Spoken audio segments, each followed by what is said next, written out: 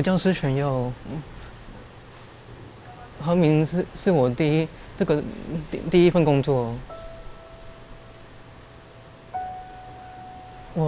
我视障是后天在小学6年级的时候才变视障的。那时候是因为视神经萎缩，原本视力都1.0，然后5个月内视力就下降到0.03。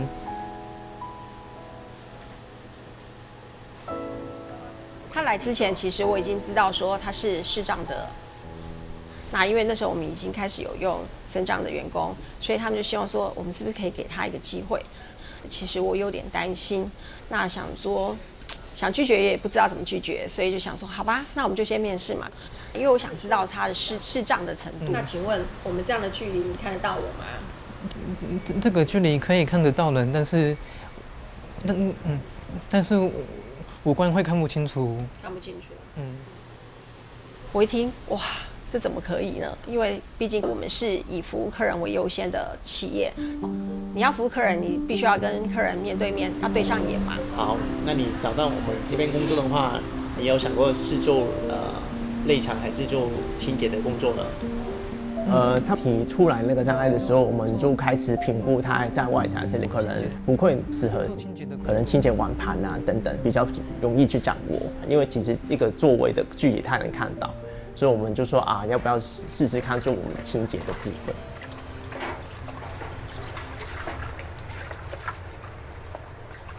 全佑的部分的话，基本上就是以洗碗的工作为主。在一开始的话，因为他看不太清楚脏污的部分有没有残留在上面，那个清洁度的方面是不是很好的，导致说需要重洗。比如你看，你这边用菜瓜布都没有洗得很干净，你看这边都是还有脏污，为什么会这样子？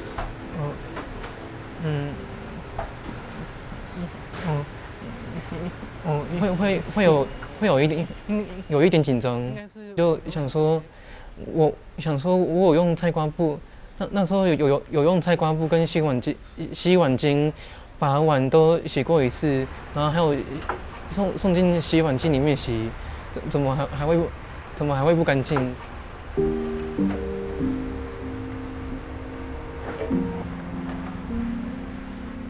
然后就是现在他们的评价是这样子。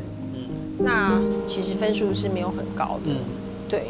那对全佑来说，他会觉得非常沮丧，那所以想来问我们说，有没有什么方法可以协助他去做改善，这样子，对。好，因为他对自己的工作是有要求的，哪里做得不好，我们总部那边应该怎么去做合理的调整部分是协助他。应该是可能因为他现在是用一般的菜瓜布洗，所以可能变成说他有些地方可能没有洗到完全。那个时候就是现场去看他，发现他洗碗水冲的，然后菜瓜布可能先去清洁那个碗盘，就是找一个动作去检查。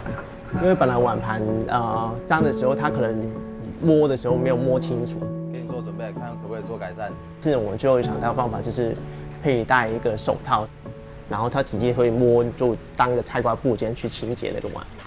那这个的话就是这样，我们就是我整个彻底的摸进去，然后去用手指头指腹去多绕几次圈，因为他看不太清楚，所以的话我们会用手去带领他去触觉这个脏污的部分，因为毕竟脏污的话摸起来会很明显，会有凹凸面之类的东西，然后那个清洗到干净，触摸之后会比较光滑，他分辨说哪个是干净，哪个是没有干净的。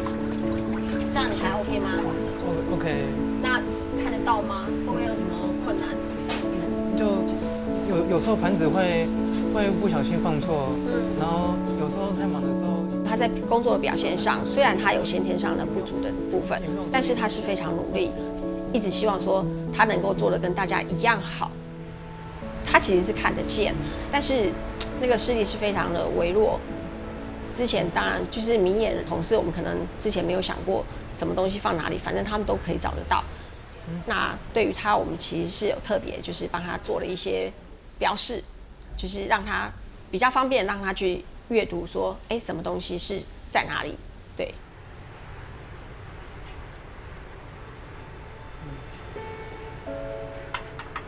同事人都很好，只要说明我自己的状况，他们会帮我调整，让我有这份工作可以做，也有收入，不用担心说没有钱怎么办。